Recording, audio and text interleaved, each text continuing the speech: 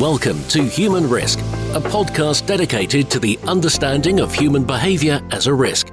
Here's your host, Christian Hunt. Hello and welcome back to the Human Risk podcast. On this episode, I'm speaking to a compliance innovator. If that sounds like an oxymoron, keep listening, because I think my guest, Dr. Sarah Tischler, really does deserve that title. Sarah is the head of compliance for NKG, the world's largest coffee trading company. Since NKG is privately owned and isn't operating in a regulated industry, on the face of it, they're not the kind of company you'd expect to have a compliance function. And up until a few years ago, they didn't. Until Sarah came along and persuaded them that they needed one and created a role for herself. Now just think about that for a second. It can be challenging enough getting compliance budget when your company has to have the function. So to persuade someone to voluntarily create a compliance team is seriously impressive. It'd be enough reason on its own to get Sarah onto the show. But there's more, because not only has she built out her function, she's added to her responsibilities by taking on sustainability under what NKG calls their responsible business program. You're probably wondering what a subject like sustainability has to do with compliance, which was exactly my reaction when I first met Sarah and she told me what she did. But having heard her explanation, it not only makes perfect sense, but it's really surprising that more firms haven't adopted this approach. In our discussion, we talk about how Sarah persuaded NKG to establish a compliance function, what her approach to the role is, how behavioural science supports that, and the rationale behind and practicalities of combining it with sustainability. Oh, and we briefly discuss coffee and remind ourselves of a valuable compliance lesson. As you'll hear, Sarah is innovative, incredibly thoughtful, and great company. So grab a cup of your favourite coffee and please enjoy my discussion with Dr. Sarah Tischler on making compliance sustainable. Sarah, welcome to the Human Risk podcast. Thank you for having me. I am very excited because I think you have some really interesting insights. And so I wanted to start us off, can you just tell my listeners a little bit about you? Yes, so I actually have a rather unusual background working in the compliance profession. I studied business administration and social sciences, as well as governance and public policy. And as a student, I worked for Professor Lambsdorff, with whom many might know. He is a well-known professor researching about economics of corruption. And I participated in one of his summer schools, and I was really intrigued. I found the topic so interesting because it has so many different aspects, social, political, and economic aspects. And after my studies, well, this is already 12 years ago, I actually started a PhD, and I focused on the interdependencies between rules, rule following, and rule breaking, using the example of corruption and corruption prevention. And I really wanted to stay in academia. I loved my time there, but after finishing my PhD, there was a very strong feeling that I wanted to implement my findings into practice. So I proactively forwarded my CV to a couple of companies, all being international commodity traders, all owner managed, because I didn't want to work for a listed company. I think that's an important aspect as well. And I was lucky to find somebody that was willing to hire me, and so. 6 years ago, I started working for NKG, which is the largest coffee trading company in the world. And I set up the compliance system there, the global compliance system, as well as the local structures. And 1.5 years ago, the company decided to revise its CR strategy. And luckily, I had the opportunity to head this strategy revision process, and became the lead of our new CR strategy. And now I have a double function, being the head of group compliance and head of our sustainability strategy. And this is a very great opportunity because I have been advocating for a long time to integrate and interrelate sustainability and compliance. And that's what we are currently trying to do. Wow. And I want to come on and explore what those two things have to do with each other. But there was, so many amazing things in your story. But the one bit that I find amazing is you actively went out to find a company that didn't have a compliance function. And you basically made the case for why an unlisted company should have a compliance function. That's right. And it's not just the fact that it's unlisted. It's in a space where I'm guessing there isn't a natural regulator as such. There are rules that the company needs to comply with, but it wasn't something that they'd structured in a compliance function before. No, and actually, we all know that there's often an urge to hire somebody if a certain problem arose, but actually that wasn't the case. So I really was able to convince the owner and tell him that it would be very beneficial to have a compliance system that would actually add to the risk management.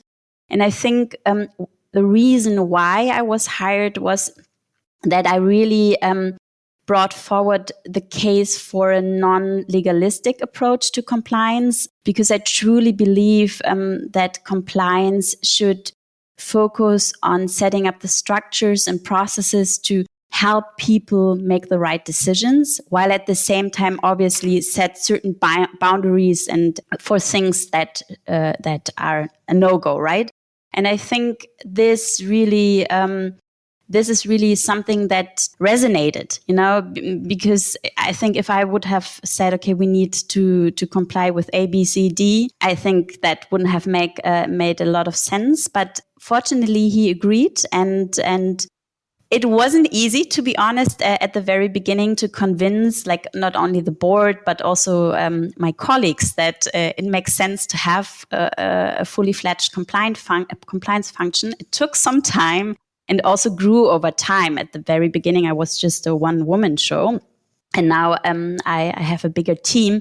But I think that's an important part of working in this field, is to really keep on, It's not an easy work, but I think it takes time, and it's very rewarding when you see the progress you make. And so this is really approaching compliance from an intrinsic perspective, as opposed to we have to have it because there's someone looking there. And so you're driving this as I guess you have to get into the sort of the value add question, and can't just be perceived as a cost center, but actually how are you contributing to the business as a whole? Is that the right way to look at this? Yes, I fully agree. I think a very big difference between a listed company and a non-listed company is, well, there are a couple of differences. So I think the first one is obviously the time horizon. So, there is not a need to show results on a quarterly basis, for example. I think that gives you a lot of leverage and really helps to set up, a thorough compliance system. I think, obviously that's a no-brainer. The requirements, the legal requirements are very different. So that also gives you a lot more leverage.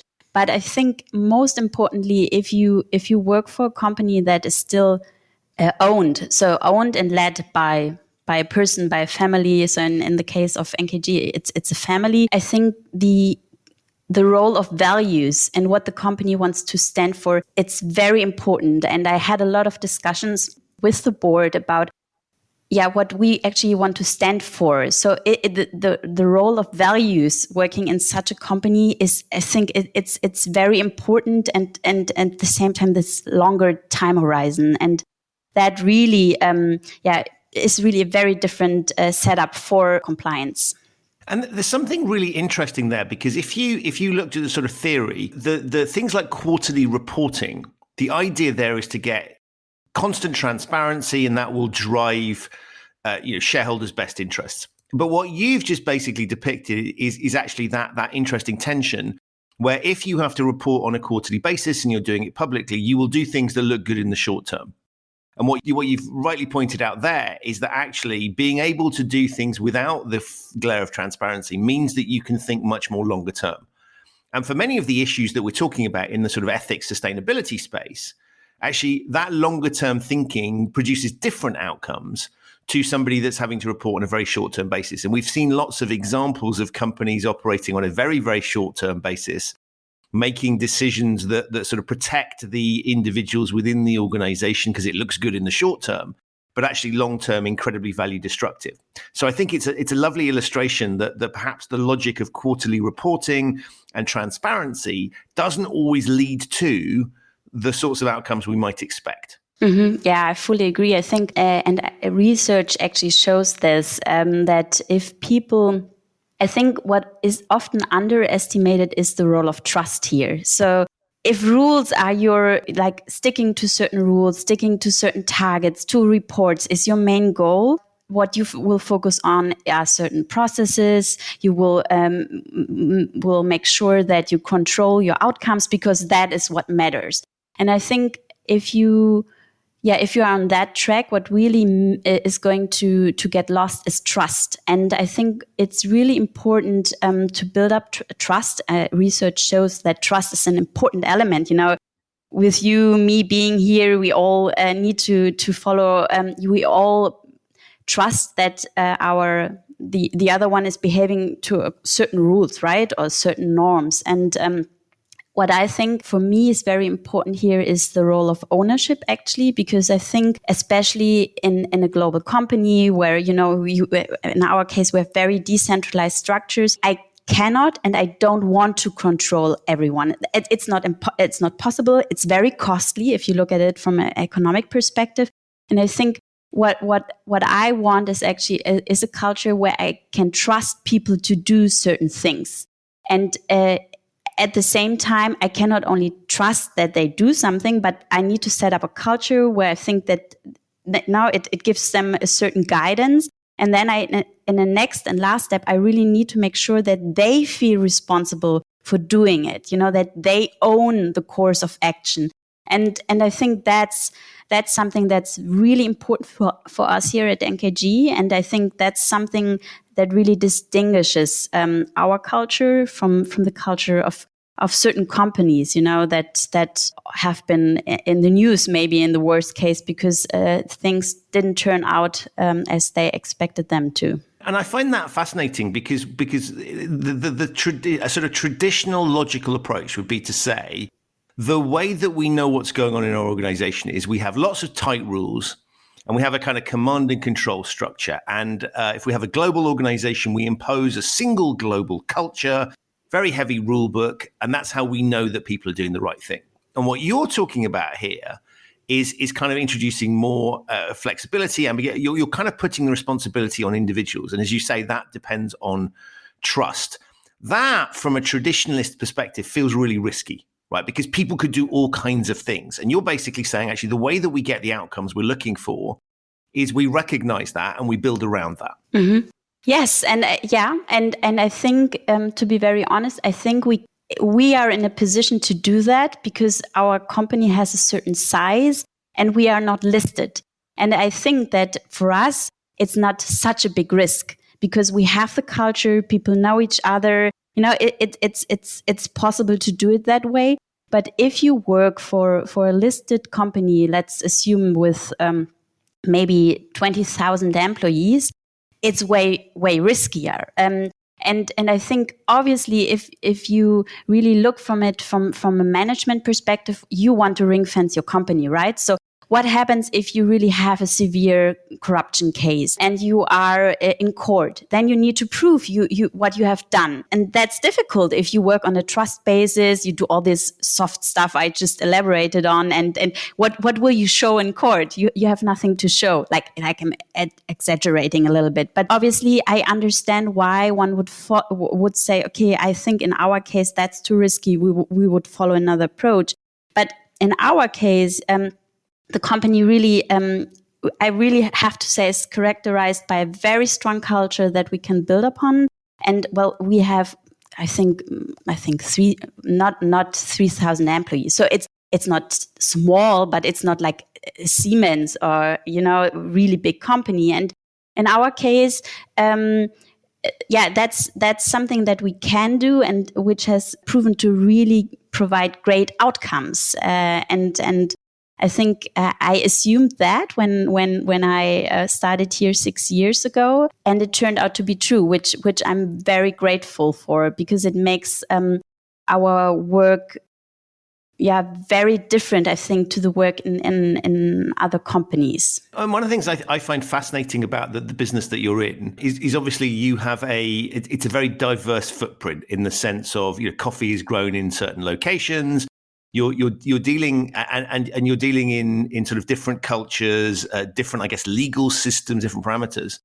And so when we look at that, you could sort of see something that might look good from a head office perspective, but actually could be challenging. And so you talked to me previously about this idea of ambiguity and thinking very flexibly around the rule. Can you talk a little bit about that and how that operates? Okay, where to start? So first of all, I think what really matters to us, so we operate in nearly 30 countries, ranging from the United States to Papua New Guinea. So that's quite diverse. And we really build, like, our whole organizational structure is built on, it's decentralized. So obviously we have our headquarters here in Germany, but which gives certain guidelines and directives. But we really, our local companies really have a lot of scope on how they want to act or react, how they want to act in general. And I do think, so if we, let's use this very common example of a code of conduct. I think in the 90s, there was a trend to really have very specific compliance rules. We all know that. There's this one example of a company, a telecommunication company in Germany. They had it was impressive. They had a guideline on gifts and invitations, and they had this very long Excel file, specifically saying, okay, you are a senior manager, you are in country A, B, C, D, you are allowed to spend 10 euros, 15 euros, 20 euros. It was really impressive. And I think there was a trend or a tendency to really regulate a lot of things, because we had this huge corruption scandals here in Germany, but also in the US. And there was this idea that if we put down everything in written, people will know what to do in which situation. But it turned out to be not true. We all know this. The outcome was a lot of bureaucracy, people just following the rules to the letters, people stating, okay, the organizational culture has been effective, has been affected. I don't really like to work here any longer. And then there was kind of rethinking, that doesn't really make sense. How should we do it? And why am I saying that? I think that now we have in the compliance field a general understanding that rules need to give more guidance. But still, there's still a certain idea that we need to formalize for certain instances more. We need to give very specific guidance. And I truly believe that the advantages of general and maybe a little bit more ambiguous and vague rules is underestimated. Because if you have a rule that gives a certain leverage how to interpret it, it helps people to get aligned behind a certain goal. I don't think it helps to tell people you shouldn't accept a gift above a value of 20 euros.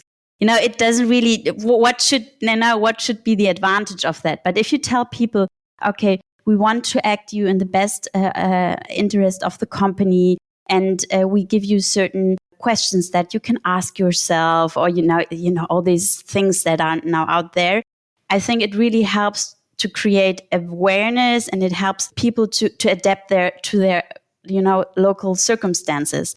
And even if somebody might deviate from one of the rules, I think in general the outcome is way better than trying to put down every nitty-gritty detail of what you should do in which situation. And coming back to the diversity we work in, I also think if we look at compliance, ethics, sustainability from a more general perspective, there's a very general intention. We want to be an upright company. We want to behave according to the law. We want to impact our way in a positive way to become more sustainable.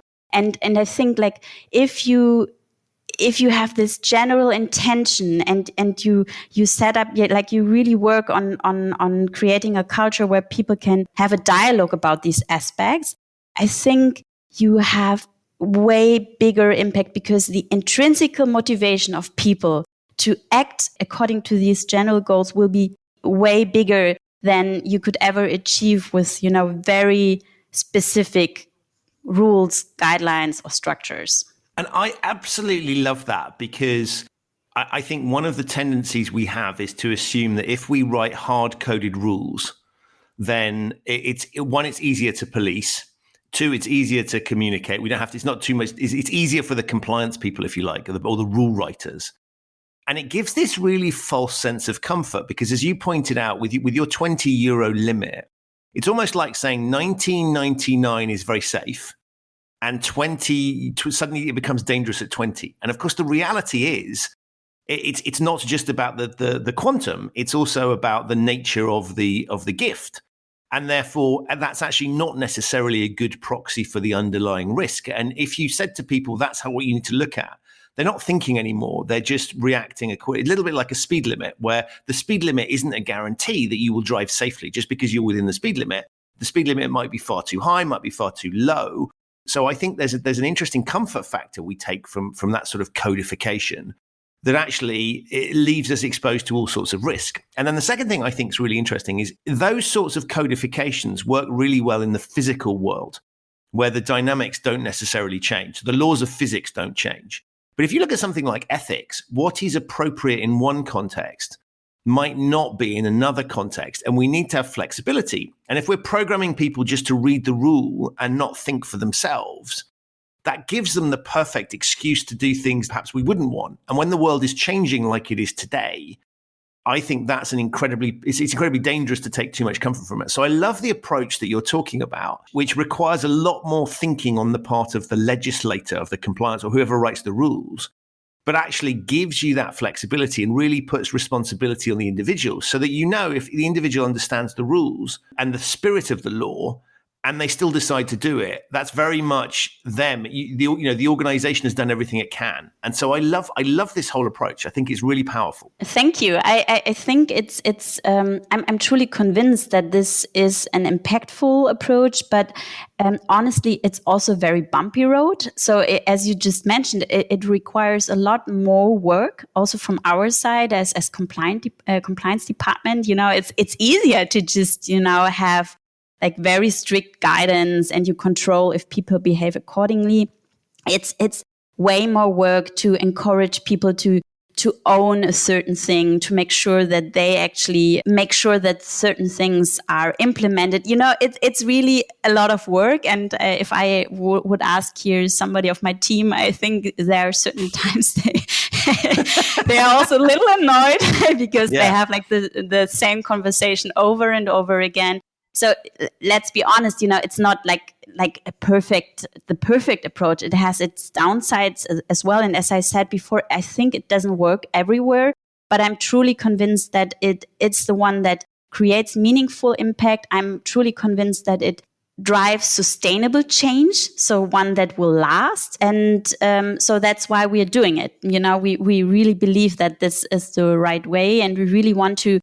Our focus is on intrinsic motivation. We know that, you won't reach all employees everywhere with your approach. There are always, I'm not saying that there won't be deviations or people that don't get aligned with this. I think that's sure if you work with so many people. But in general, I think building on these aspects, ownership, motivation is crucial. And is something that characterizes the culture here, at least. And I think it's really interesting when you talk about that, which is to recognize that you're running risk there, right? So people might willfully misinterpret. It's this sort of, it doesn't give you that neat kind of legalistic structure to be able to police things, but it gives you an opportunity for people to react to situations that you might not have thought of. And the bit I find fascinating there is when we think about it, it feels really risky, right? So what do you mean you're not hard coding these rules and you're being slightly more ambiguous? That's going to lead to disaster. And what I think is really interesting is that actually, if you have this hard-coded world, right, it feels much safer. But actually, if somebody wants to break your rules, if somebody wants to do the wrong thing, then those rules are irrelevant anyway, right? They're not going to pay attention to them. They're going to find ways. So they're going to be looking for loopholes and ways around it. And I think what I love about this is it's sort of basically, you're not changing the risk profile necessarily of the organization, because if there's an individual that is setting out to do the wrong thing, they're going to do that anyway. What you're doing is capturing the vast majority of people, the people who want to try and do the right thing, and you're giving them a flexible tool that allows them to respond to the realities of the situation they're in. Yes. I think that's exactly what our approach to risk management. And just coming back to what you mentioned before, like working in different cultures, I think what is really important for us is that we don't want, compliance often has a certain, to be quite frank, has a certain imperialistic component. It's. I've never heard it described that way, but I love that. Yeah, I think, let's be honest, like the US pushing a certain definition of corruption that is supposed to be implemented everywhere. And then you have certain cultures where social interactions work in a very different way as in the Western context. Now, again, maybe I'm exaggerating a little bit, but I do think like with the work that I've been doing for the past 10 years, I often feel that for me personally, I cannot just go somewhere to Honduras and tell people, please do it this way. If they have been doing it like for 20 years or longer in a different way.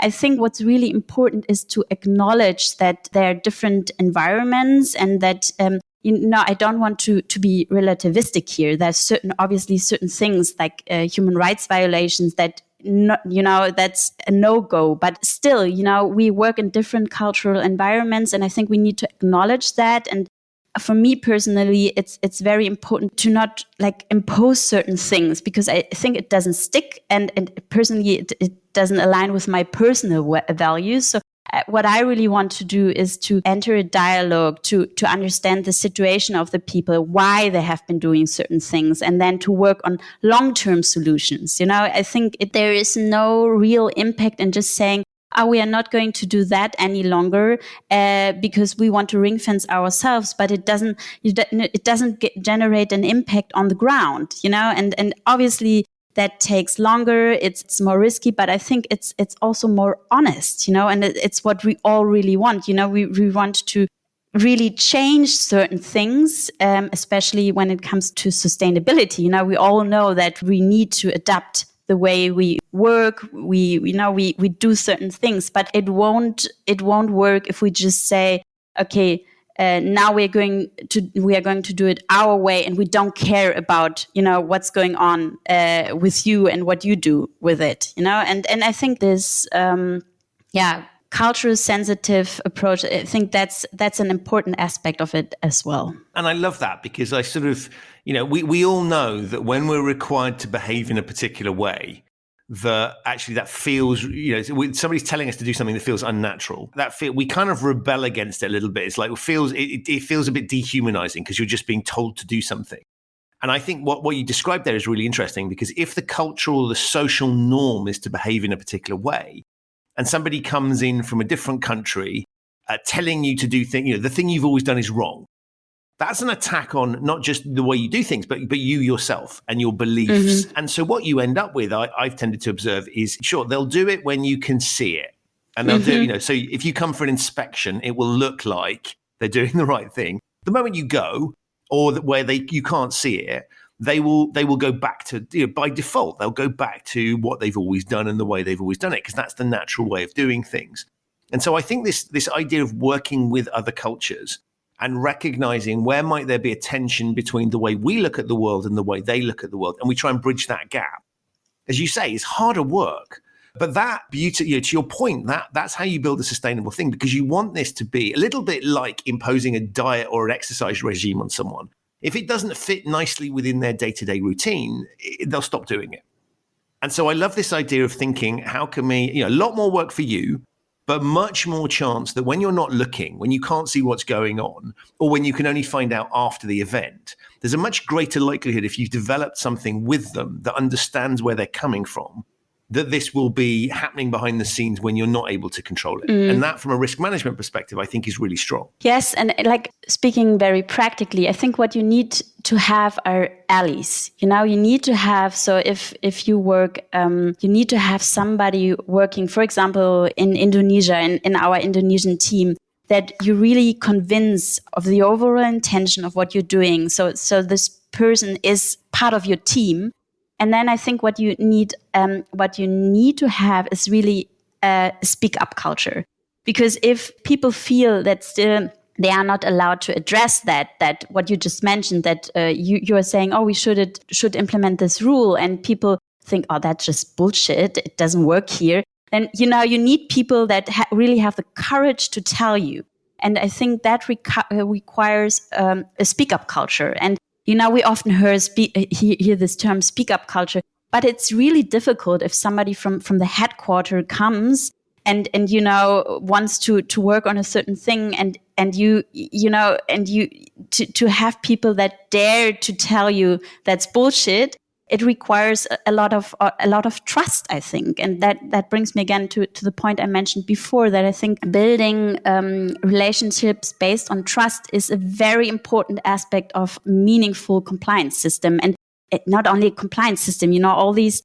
I think it's an underestimated aspect in all this work we have been seeing around compliance, risk management.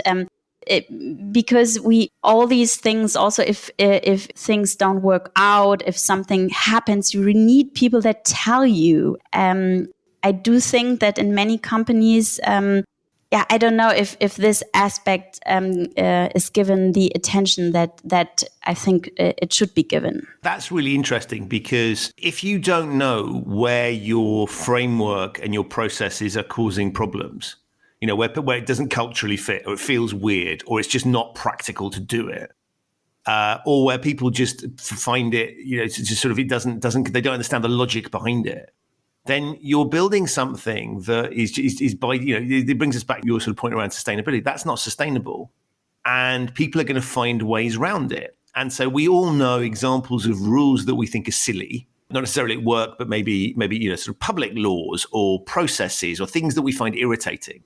And we're all very, very good at working ways around that. We know how to, once we've seen something, we can navigate around the painful bits, and we find ways to kind of get the outcome we're looking for. And I think it's really interesting when you talk in those terms, is you really do need that feedback loop, because, as you say, stuff that looks sensible sitting in head office may not be sensible on the ground. And I love that. That's why I love that comment around the imperial model. It's literally, this is the empire, this is how we do things, and we will impose this globally, and that will be good. And of course, humans react to that. And we know that. And I love the fact that, on the one hand, we know that personally. We all do it personally. Even the most obedient people find ways of sort of getting around. And yet, when it comes to organizations, we often forget that. Yes, I agree. And I also think rules are a tricky subject. So for example, we now have a rule here in our headquarters saying that, I think currently it's that only 2 people are allowed in our lift. So only people are allowed to be in it at the same time. This is a COVID rule, right? A COVID rule. Right. And it's a COVID rule. I was going to say, it's not like an antisocial thing. It's like and obviously, it doesn't make sense. And we all understand the intention, right? It doesn't make sense. But if you, for example, work in an office with 4 colleagues and you all want to go and grab lunch together, why should you split up and take 2 if you have been sitting in the same room for the whole day, right?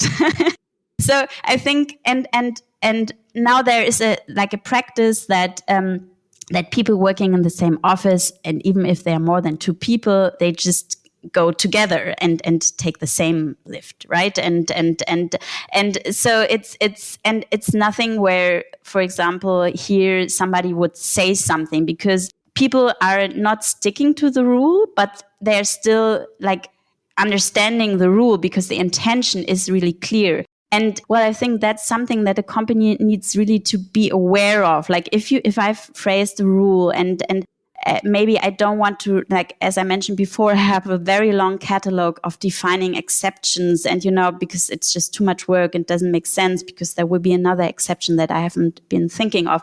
So if I think that doesn't make sense and I write this very simple rule, but then I see people are deviating in certain circumstances, but I still feel that the intention is really clear. We have, maybe there was a training on it. I think that's something where a company should also have and I think that's a practice, where you just say, okay, it's okay because people still act according to the intention. But if you have these things in a company where you allow certain deviations from the rule, and in other instances you are very strict, it confuses people. And then again, you have a situation, as you just mentioned, where people think, "Are you stupid? Why are you saying in this instance you allow? People are not. People can do whatever they want, and in this instance, you are." I get an email from HR because I haven't stick to the rule according to the letter. So I think what's really important, if you are working more flexibly with rules, to do it coherently and actually to communicate it transparently. In the case of the example I mentioned before, there's an open communication within our group here that, okay, there are certain moments where the rule doesn't make sense. We trust that you all understand why we have imposed the rule, but we have spoken about it. And then, we get all aligned again. And I think that's very important because if you become contradictory, it gets confusing and then you really lose credibility. And I think that's the worst what can happen to a company because then people will just say, okay, what they do, it's just, do they actually know what they're doing? I really like that because I think that's a really powerful thing, right? Acknowledging that your framework might have flaws and being open to having that discussion. I think it's really important because I always sort of joke and say, if you think of compliance as like a sort of a parking attendant who's going to give you a ticket because you've parked your car in the wrong place or for too long, right? You don't go for strategic advice to someone that's issuing you with a fine.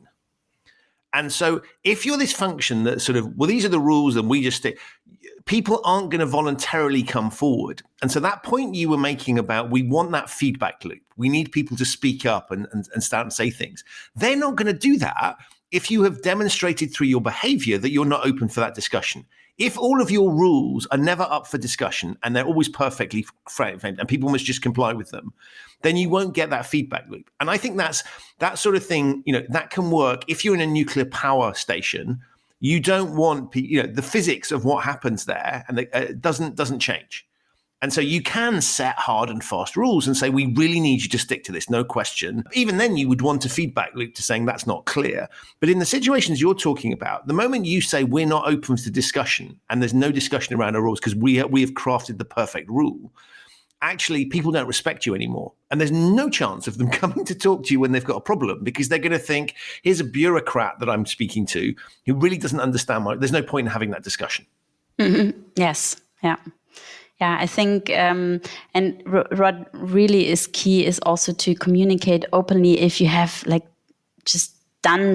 if you have implemented something and it's just not working out, and that happens. We all know that we have set up projects and new structures, and in the end, they turn out to be not working the way we expected them to. So yeah, here then you really need, I think, to be honest and to communicate that. I think it will give you more credibility, but I think that's obvious but it's difficult, But it's obvious, but it's not done that often. Yeah. And I sort of, the ability, I think sometimes people think if I let people challenge, they don't say this, but they think if I let my rules be challenged, that kind of undermines the regime.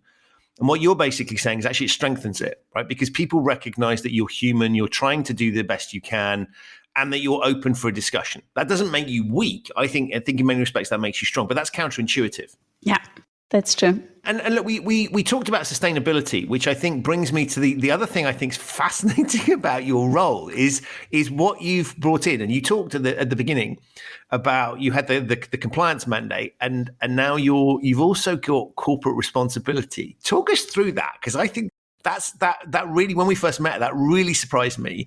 And yet, when you talk about it, it makes perfect sense. So can you explain a little bit about the logic? Why should these two things belong together? Yes, of course. So maybe starting with my specific path here. So when I started setting up the compliance function, working in coffee, which is a soft commodity, we own farms. We do not only have a supply chain, we are a supply chain. We have exporters, importers. So setting up the compliance function and deciding which are going to be our priority topics for the time being. We had a lot of topics on our plate, such as prevention of child labor, forced labor, health and safety, but also prevention of discrimination, equal treatment, that in many companies are assigned to the corporate responsibility function. So I think that's important to highlight. So from the very beginning, there were a lot of overlaps in my work to the work of the corporate responsibility function. And additionally, we have this very specific approach to compliance, which is really a behavioral management approach. So we really work a lot with trainings and communication measures. And then last year, our board decided that we really need to revise our CR strategy, because we feel that the requirements, the legal requirements are changing, the requirements of our customers and suppliers, but also our own focus topics, like what we feel we want to work on, had changed. So I led this revision process, and as an outcome, we have set up a strategy which is called Responsible Business. It's actually a program, Responsible Business program, and it covers sustainability topic, but also compliance topics.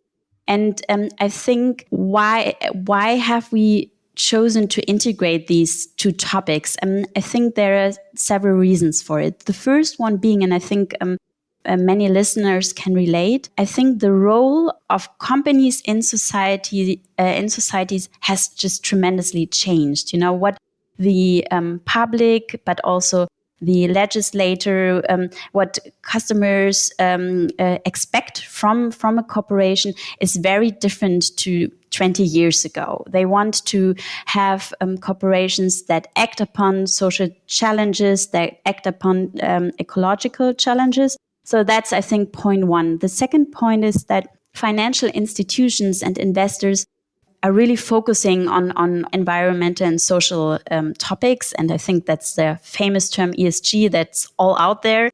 And they do want to see, they do really want to see, they not only want to have a reporting, ESG reporting, but they really want to see how companies implement these things and how they make sure that they are really implemented.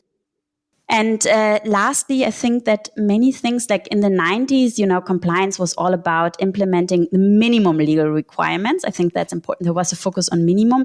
And CR, corporate responsibility, was about all this voluntary commitment. But now what we see is that what formerly has been soft law is turning into hard law. And I think, an interesting example is the German supply chain due diligence law, which actually states that companies must make reasonable efforts to ensure that there are no violations of human rights in their own business operations and in the supply chain. And what I think is really interesting about these laws and also legal proposals which are out there on deforestation, for example, is that these laws overcome the traditional separation between compliance and corporate responsibility. So I think the legislator is already one step ahead. That's very interesting. And companies are still like separating these functions. And if you look now at these specific laws, let's stick with the example of the German supply chain due diligence law, then the question arises, like, how are we going to implement that? If human rights and deforestation are topics that usually compliance people don't really know about, deforestation, what's that? To be very honest, that's nothing that our profession has been working with. And But if you look at these laws, like what they want from companies is to establish a compliance system to manage these topics. So they want you to set up a risk analysis to identify human rights, potential human rights risks. They want you to set up a whistleblowing tool for third parties to report on potential human rights violations. They want you to establish a supplier code of conduct. These are all things that we really know about, that the compliance profession has been working with for many, many years. That's core of our daily work. So I think if you really want to implement meaningfully implement these new requirements, for me it's logic that you need to get this two professions aligned. You need experts on the different topics, while you also need people that have the methodological background. And I'm very glad that here at NKG that we are following this approach. So we really, obviously I have this double function, but we really have, our sustainability strategy is cross-functional. So we have different departments working on different topics. And we also have a lot of cross-functional work streams. And I think that's really the way to go, because honestly, I would be overwhelmed to now set up a due diligence system for deforestation. I'm not an expert for that topic, but I do have an expert for deforestation in my team. And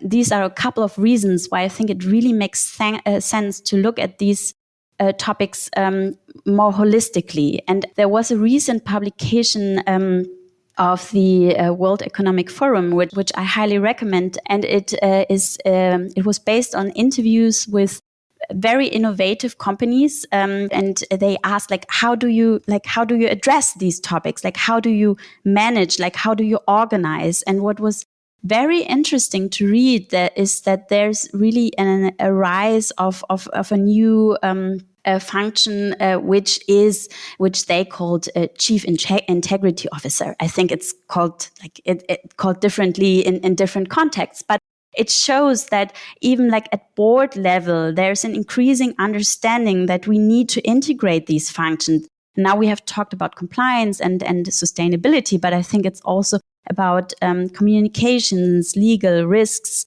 And I don't want to say that, this, what I just have elaborated on is true for every company the same way it is for us. But it might be that different functions play a different role there. But in the end, it's all about how can we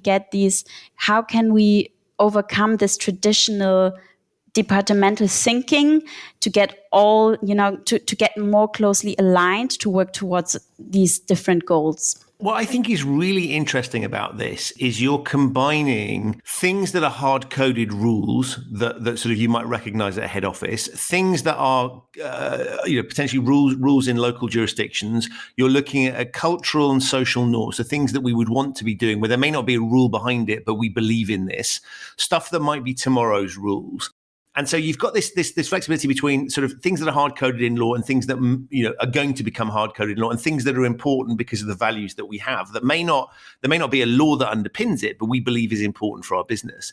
If you treat those things separately, you kind of send a signal to employees that, well, this stuff is really important because this comes out of compliance, right? And so there's rules about this. So we'll talk about rules here.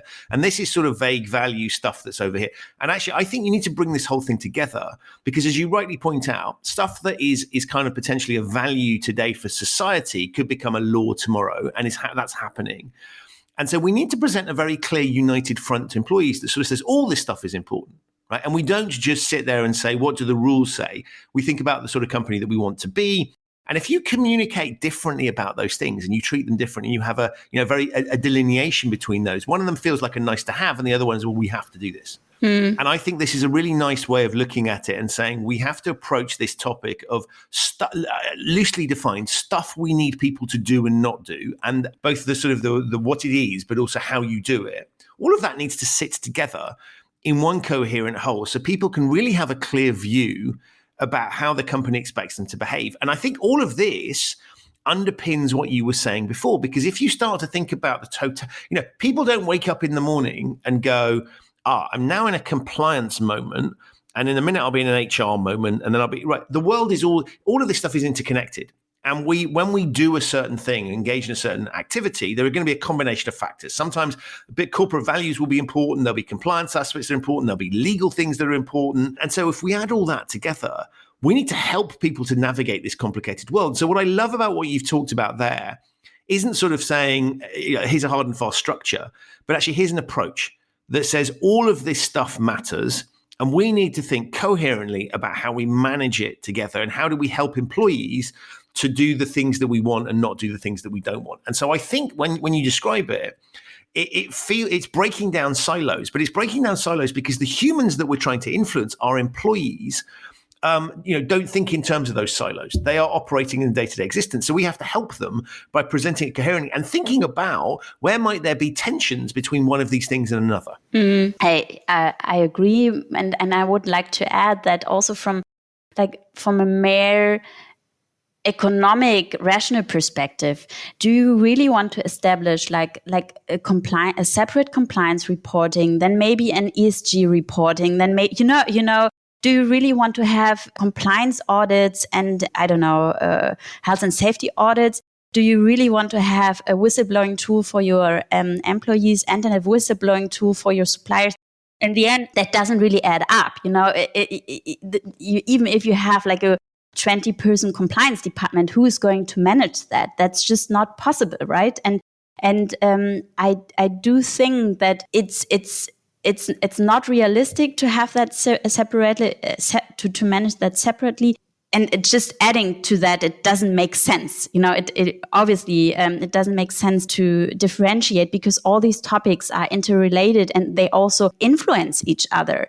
And if you, for example, set up a reporting on ESG for your investors and you don't really make sure that you don't really follow up, you don't audit what you have been reporting there, in the end, it's not really meaningful, and it will turn out. I think you will see or will have to face negative outcomes. My mind is just racing when you talk about this because actually all of the things we've talked about, right, make your job a lot harder, and yet I think are the right solution. I love this idea that you have a deforestation specialist in the compliance function, because that sort of says, here's something that, sure, I recognize I should be taking it on, but I don't know anything about this, right? So let's get someone that does understand this and let's make sure we pull that into how we think about the world. And so really, in a way, if you want an easy life as a compliance person, all this stuff is really difficult. But if you want the right outcomes, you have to start thinking in these terms. So you've said the exam question, if you like, that you are answering is a lot harder than the traditional compliance one might have been. Yeah, well, just to correct that, I don't have a deforestation expert in my compliance team, but there is a deforestation expert being part of our overall sustainability team. And right. we have set up like a work group and work very closely together. And yes, I think also look at all these topics the European Union is currently working on. And it's a lot. And if you look at, for example, carbon footprint, there are going to be new rules about how to report on certain environmental claims. All these companies stating they are carbon neutral. There is going to be a regulation now with how to report on that, how to control it. There's going to be a new regulation on sustainability reporting. There's a regulation on deforestation-free products in the pipeline. This is really a lot, And we have, in Germany now, this supply chain due diligence law, but the European Union is actually working on a very similar initiative. And, somebody needs to implement all these requirements. And the question is, who is it going to be in your organization? And do you really think that one person or one department can actually do that? And that was a really important correction, actually, because I think one of the bits that's interesting about your thing is you're breaking down these. So by broadening the horizon of what you're looking at, by default, you have to bring other stakeholders in. And I think that's really interesting in the context of the sort of sustainability piece, sustainability of your function and what it does in the business, because you're saying we don't have all the answers. And actually, let's recognize that there are going to be, compliance isn't a neat box, particularly as you start to broaden it out. And so we need to bring these other stakeholders in, which I think reinforces that point around being open to having to think differently and to come up with new ideas, because you're demonstrating there that you're not sitting in some tower coming up with compliance ideas that you then shout out to the world. It's literally, we're bringing stakeholders in from the organization. So that supports almost the thing you were saying about listening to people in different jurisdictions with different cultures, is you're also saying, let's get some other stakeholders in and to help guide where the compliance program goes, because we can't have all of that knowledge. So all of that sits neatly together. Mm-hmm. Yes, that's true. And following up on what you just said before, bringing it back on a more general level, what are we all working, like what is the core of our function? I mentioned that before, but we want to make sure that our actions are aligned with certain values, certain standards, certain legislations. And that's what the compliance function is for. And like when we talk about sustainability, it's actually it's the same today. What do we want to achieve? We want to change our systems so they are aligned with the new standards, new goals to make our business really adapted to a more sustainable world, which we all need. And I really think, like from a mere conceptual perspective, these two things need to be aligned. It really doesn't make sense to have like separated worlds. And it's interesting. Like I really find it interesting that in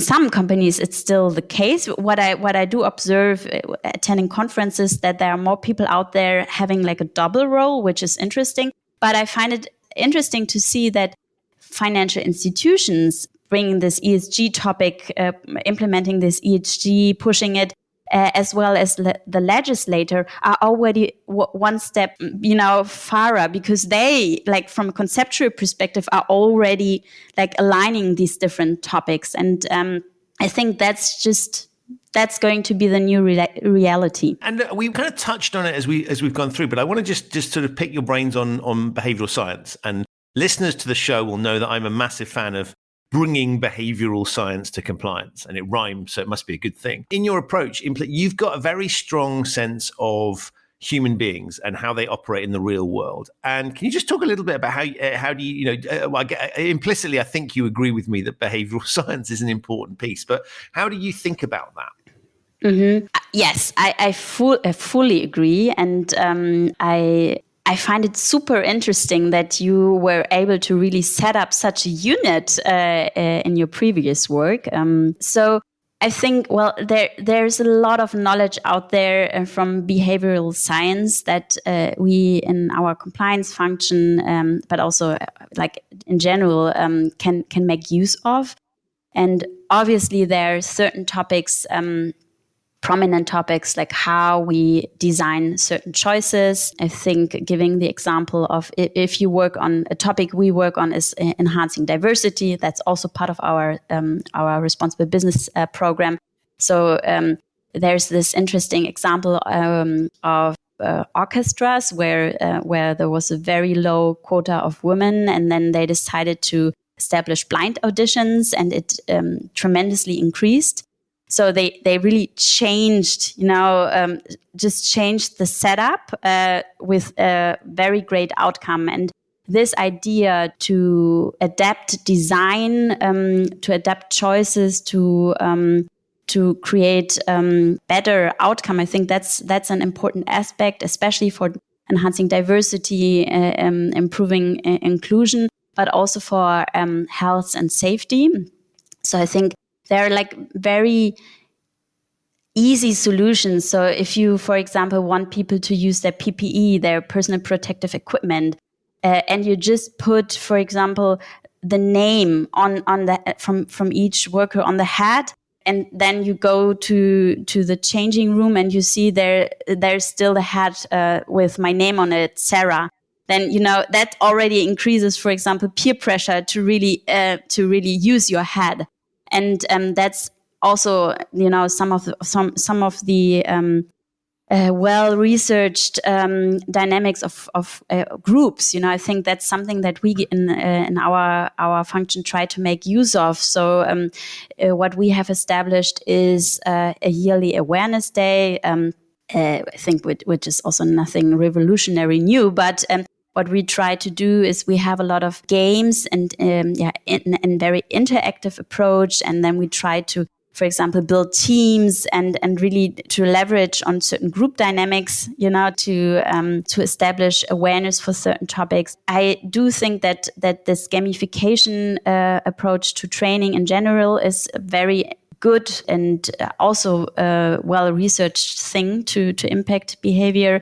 The topic that we touched now a lot, I think ownership. I think ownership is also people really want to feel responsible for their own actions, and they want to feel that they can change the course of action. And I think that's something, if that's a part of your work, how you establish certain things. So, for example, if you want to roll out a new tool and you jointly develop this tool with, for example, your peers in the different group companies, and you give them a certain, you tell them, okay, you are responsible for this. You can still adapt it, but our own, like what we are going to follow up by the end of the year if it has been established and how. I think that's really just changing slightly the course of action, but has been proven to have a very great impact.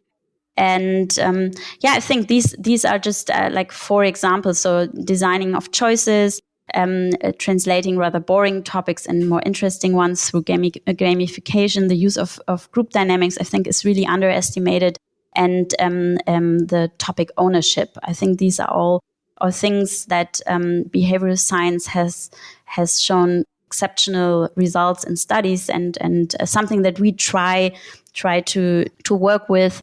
In our yearly training this year, we had a part on biases. I think that's also really nothing like, I think that really something most of the companies do, but just also this raising awareness, communicating openly about certain topics, has already a tremendous effect. And if you have certain input from your work, any ideas what we could additionally implement, please shoot. I would be happy. I would be delighted. I'll have a separate conversation with you about that. But I think what you said is really interesting, because that social dynamic, so the impact that other people have on our behavior, I think is really significant. And so I do a lot of work with, for example, looking at induction training. If you're told something in your induction training, and then you discover that the reality is that the people are doing the opposite, you will undermine the whole of your induction, because people will go, well, that was theoretical nonsense that I was told about. I will take my cues from the real world. And so I think it's fascinating to even something simple like that, to say, if you're saying things to people in induction training, make sure that they don't then immediately go into work and spot the reality, spot the opposite. And even if what they're seeing is not typical, they will conclude based on the behaviors of actual people. And so I think a lot of compliance programs, the theory of, we'll just tell you to do it. Right, I'll listen to that, but then I'll see, well, what do people actually do? And if I see that people are doing something different, I will go with what I see, because that feels much safer. If everybody's doing it, there must be a good reason for it. And I think what you've described there is really, really powerful, is to say, okay, we have to recognize that writing something in a rule book or telling people to do something is only part of the challenge. The other half is, what do they observe? And that's much more powerful, and yet we never think to influence that. So I love that you went for that as an example. I think that there are just lots of dynamics that play into, are people doing the things we want or not? And that's not just about what does it say in the rule book and what have we told them. It's actually about a whole load of other things that operate. And so I love that particular depiction. I think is really, really, really interesting.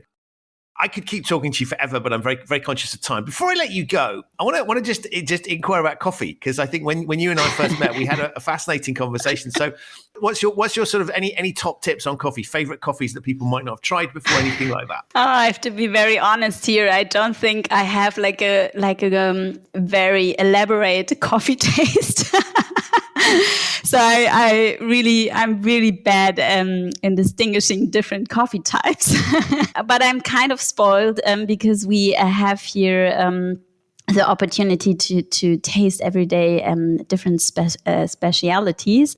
And I'm currently drinking at home an Indonesian Arabica coffee, which I like very much. But to be honest, I wouldn't ask me for any tips on coffee.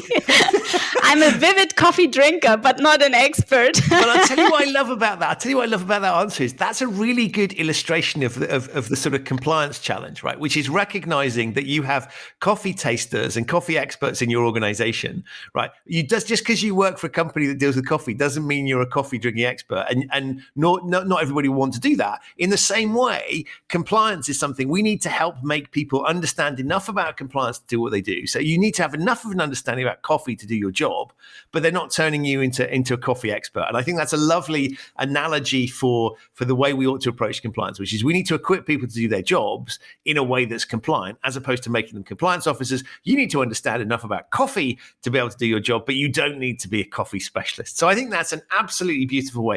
Sarah, thank you so much. It's been, as I knew it would be, an incredibly inspirational conversation. I think what you're doing is really groundbreaking, and the way you articulate it and the thought processes behind it, and the fact that you've taken on more, right? You've made the challenge even bigger.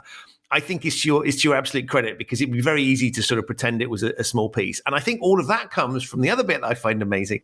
You are the first person I've come across that has made the business case for compliance out of nothing. And for that, you deserve everybody's eternal credit in the organization. I think there's some fascinating tips there for people who might be struggling with that kind of, how do I justify the thing? Well, look, if Sarah can do it from a baseline of nothing, you can do it too. So for all of those things and your amazing insights, thank you so much. Thank you, Christian. So that's it for another episode of the Human Risk Podcast. My enormous thanks to Sarah for appearing and to you for listening. To find out more about NKG and Sarah's work there and the subject we discussed in the show, have a look in the show notes. There are links to those there. If this is your first time listening to the Human Risk Podcast, welcome. You can subscribe wherever you get your quality audio content. It's available on all of the major podcasting platforms. If you like the show and have yet to leave a review for it, please do. It really does help. To find out more about human risk, the work that I do with my clients, and how you can mitigate human risk using behavioral science in your organization, visit human-risk.com. I'll be back very soon with another episode of this show. But in the meantime, stay safe, enjoy your coffee, and thanks for listening.